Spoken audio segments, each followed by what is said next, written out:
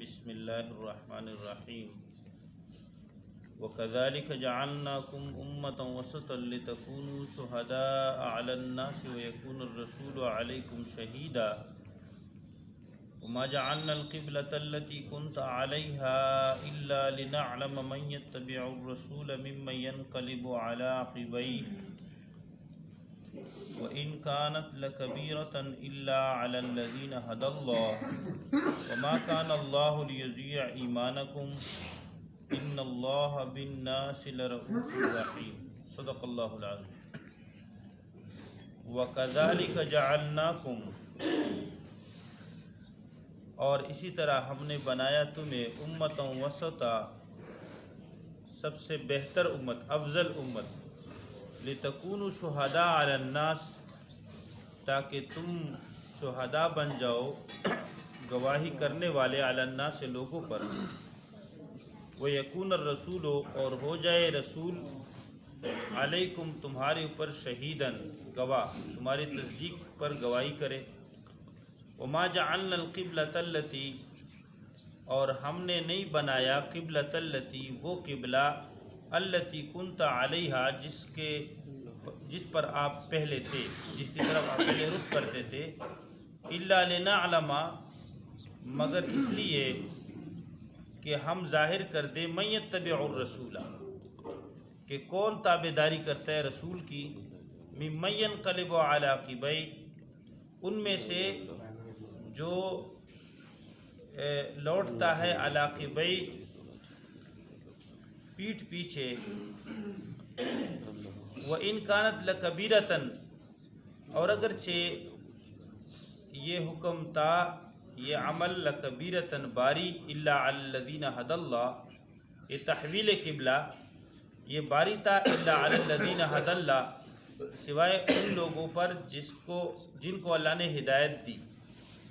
وَمَا كَانَ اللَّهُ لِيُضِيعَ إِيمَانَكُمْ، اور نہیں ہے اللہ کہ تمہارے اعمال کیا کر دیں، ضائع کر دے۔ ان اللہ بالناس لرؤوف الرحیم، بے شک اللہ ان لوگوں پر جو ہے رؤوف ہے، مہربان ہے، اور رحیم مہربان ہے، شفیق اور مہربان ہے۔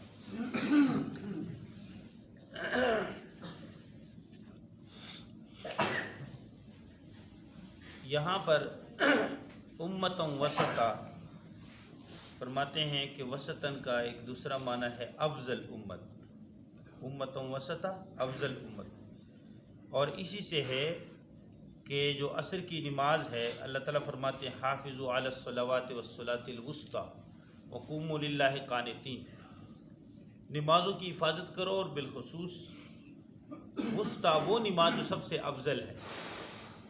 تو وسط کا معنی افضل بھی ہے، خیارکم، یعنی سب سے افضل تمہیں بنا دیا ہے۔ عربی میں وسط کا لفظ جو ہے افضل کے لیے استعمال ہوتا تھا۔ تو یہ فرماتے ہیں کہ وَاخْتَرْنَاهُمْ لَكُمْ لِنَجْعَلَكُمْ خِيَارُ الْأُمَمِ، اس کا مطلب یہ ہوگا تفسیر ابن کثیر کے حوالے سے صفحہ 353 میں، کہ ہم نے تمہیں یہ افضل قبلہ اس لیے تمہارے لیے پسند کر دیا کہ تم سب سے افضل تھے۔ یہ امت محمدیہ یہ سب سے افضل امت ہے، تو افضل امت کے لیے افضل قبلہ اللہ نے عطا فرمایا، یہ مراد۔ وَكَذَلِكَ جَعَلْنَاكُمْ أُمَّةً وَسَطًا، اور اس طرح ہم نے تمہیں افضل امت بنا دی۔ کیسے افضل بنا دیا؟ یا اللہ آپ نے ہمیں قبلہ بیت اللہ کی طرف رخ کرنے کا حکم دیا، تو ہم افضل بن گئے، اس وجہ سے کہ افضل قبلہ افضل امت کے لیے میں نے پسند کر دیا ہے، تم سب سے افضل ہو۔ اسی سے یہ محاورہ ہے، قریش اوسط العرب نسبا و دارا ای خیرھا، فرماتے ہیں کہ قریش جو ہے سب سے افضل ہے، وسطاً افضل کے معنی میں یہ محاورہ ہے، تو یہی مراد ہیں، نسب کے اعتبار سے اور دار کے اعتبار سے سب سے افضل ہے۔ اشرفہم نسبا، سب سے وہ افضل ہے، تو یہ افضل کے معنی میں۔ اور اسی طرح فرماتے ہیں کہ وسط کا معنی عدل بھی ہے، تم عدل والی امت ہو، تم معتدل امت ہو، میانہ امت ہو، جس کا معنی پہلے گزر چکا۔ تو یہ اس حوالے سے مسند احمد میں امام احمد بن حنبل روایت نقل فرماتے ہیں، جلد 1 صفحہ 135 پر فرماتے ہیں حدثنا ابو معاویہ قال حدثنا الاعمش عن ابی صالح عن ابی سعید الخدری رضی اللہ عنہ قال قال رسول اللہ صلی اللہ علیہ وسلم۔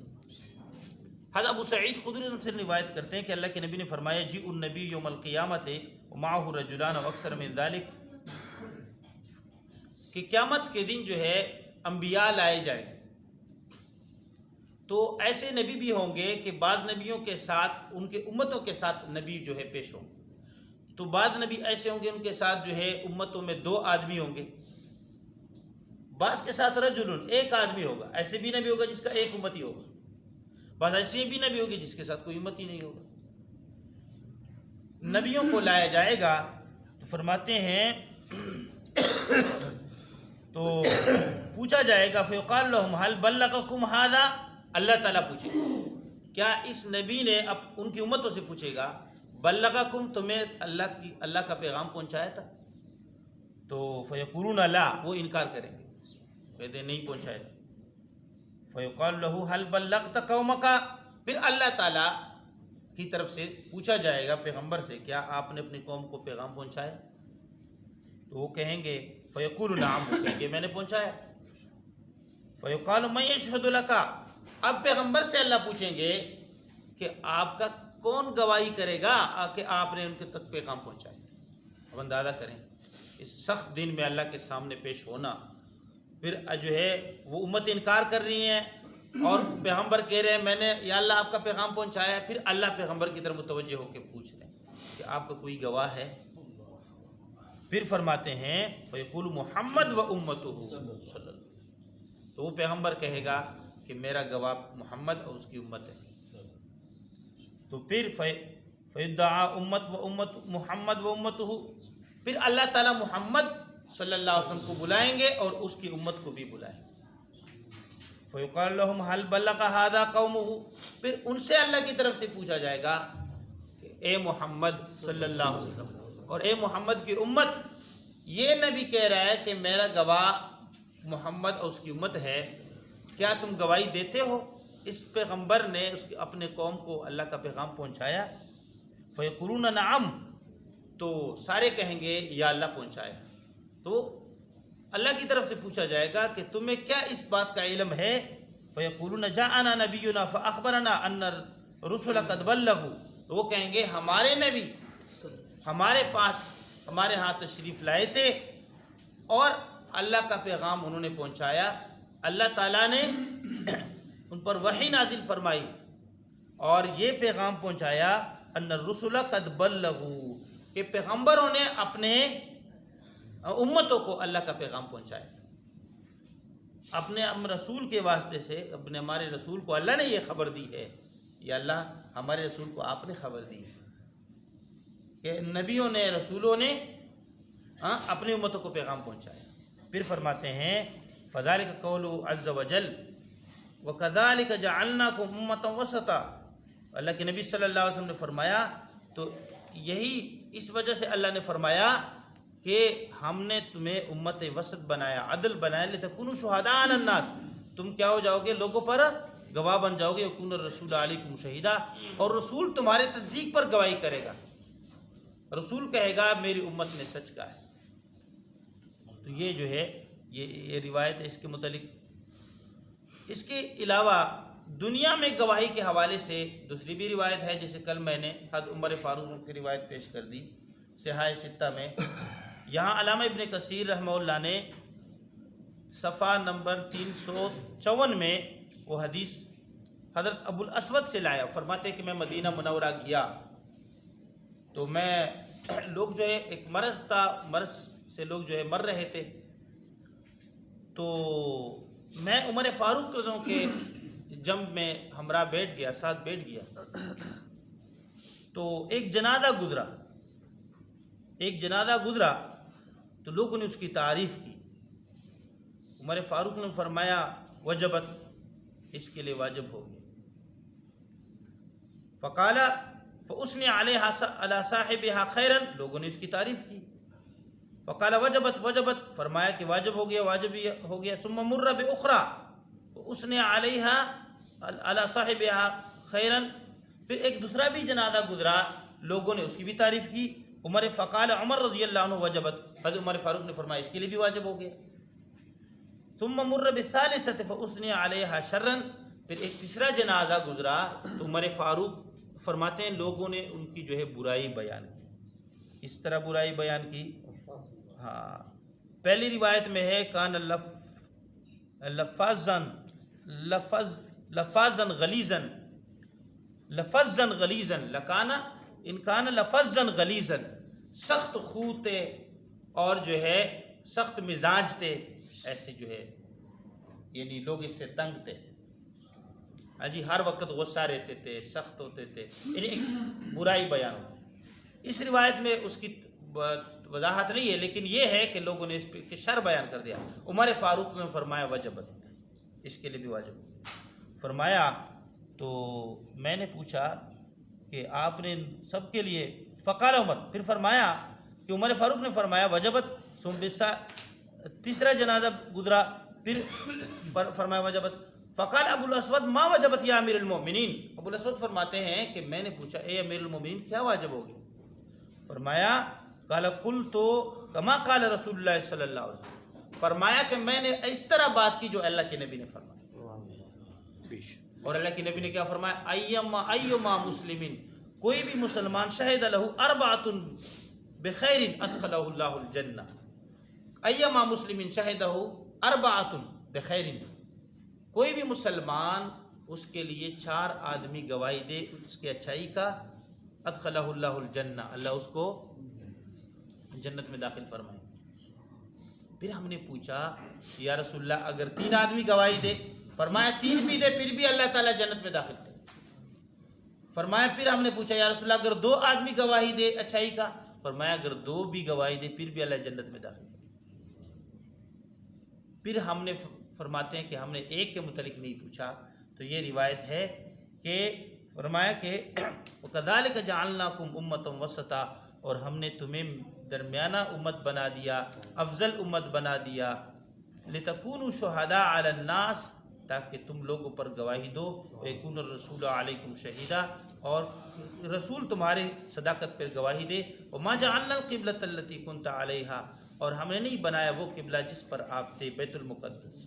اللہ کے نبی صلی اللہ علیہ وسلم مکہ مکرمہ میں نماز پڑھتے تھے تو پھر قبلہ کی طرف خانہ کعبہ کی طرف اس طریقے سے نماز پڑھتے تھے کہ بیت المقدس کی طرف بھی رخ ہوتا تھا، بین رکنین. اللہ کے نبی صلی اللہ علیہ وسلم نماز پڑھتے تھے اور خانہ کعبہ بھی کیا ہوتا تھا، خانہ کعبہ بھی سامنے، بیت المقدس بھی سامنے.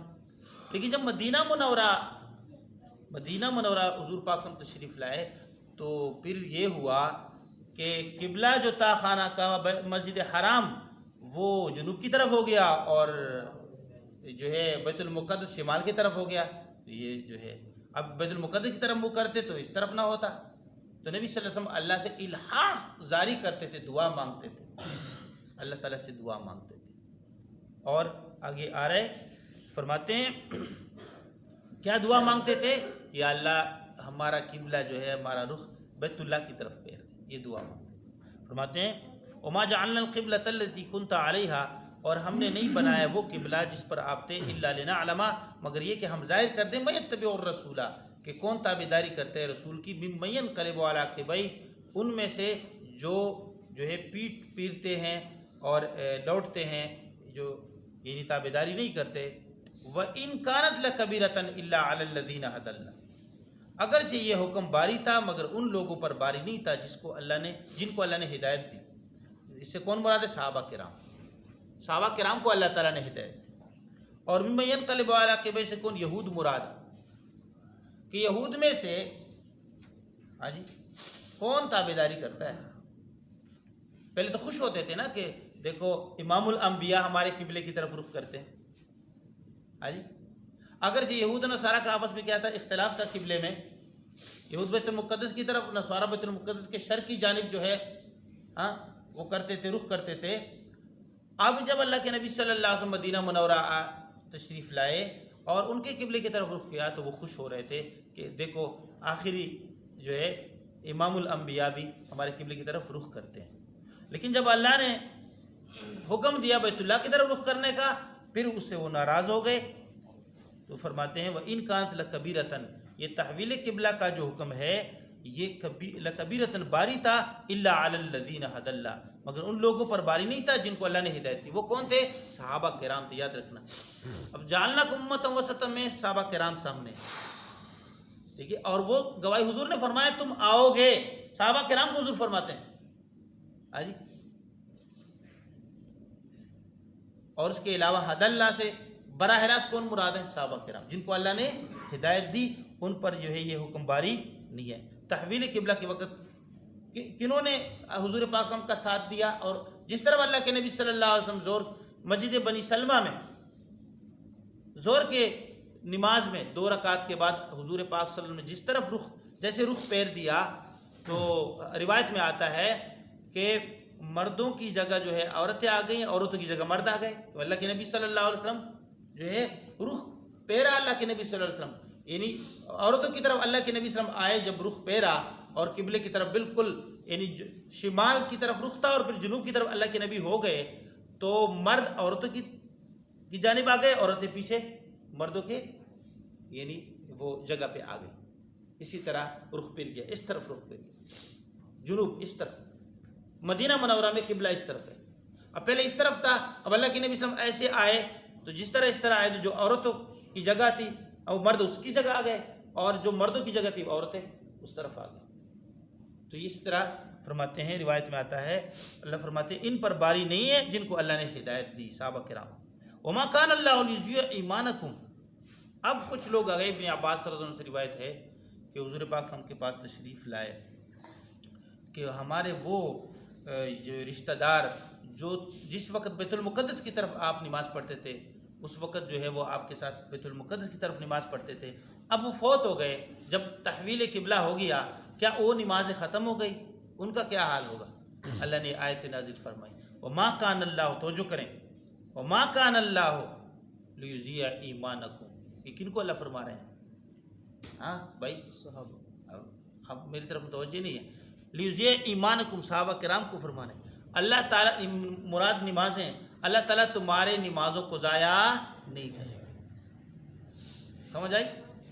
اور میں آپ کو اس پر ایک مختصر بات کر رہا ہوں، اہل تشیع اہل روافظ یہاں پہ بات کر رہے ہیں، توجہ کریں کہ حضور پاک صلی اللہ علیہ وسلم مرض الموت میں ایک واقعہ پیش کرتے ہیں کہ نبی صلی اللہ علیہ وسلم کو کچھ جو ہے دوائی پلائی گئی جو اللہ کے نبی صلی اللہ علیہ وسلم نہیں چاہتے تھے پینا، تو اللہ کے نبی صلی اللہ علیہ وسلم کے ساتھ جو ہے اس وقت شور کرتے، توجہ کریں بہت اہم بات میں کہنے لگا ہوں، شور کر رہے تھے، تو جو حضور کے سامنے شور کرے ان کا عمل تو ختم ہو جاتا ہے، تو جو صحابہ تھے وہ جلیل القدر عمر فاروق، صدیق اکبر وغیرہ، یہ حضرات جو تھے شیخین اس وقت موجود تھے، یہ شیخین پر تبرہ کرنے کے لیے روایت پیش کرتے ہیں اور کہتے ہیں ان کے اعمال پوری زندگی کے اعمال ختم ہو گئے، علیہ باللہ۔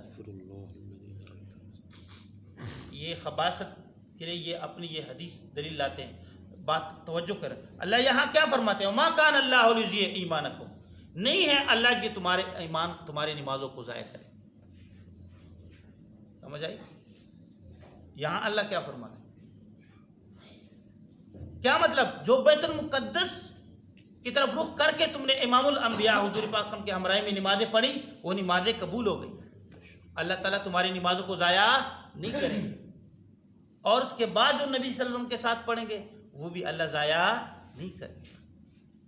وما کان اللہ لیضیع ایمانکم، اور نہیں اللہ کہ تمہارے ایمان ضائع کرے تمہاری نمازیں، ان اللہ بالناس لرؤوف رحیم، بے شک اللہ تعالیٰ لوگوں پر البتہ شفیق ہے اور مہربان ہے، توجہ کریں، بالناس تمام انسانیت پہ، لیکن اس وقت کون موجود تھے جس وقت یہ آیتیں نازل ہو رہی تھی؟ صحابہ کرام تھے میرے بھائی۔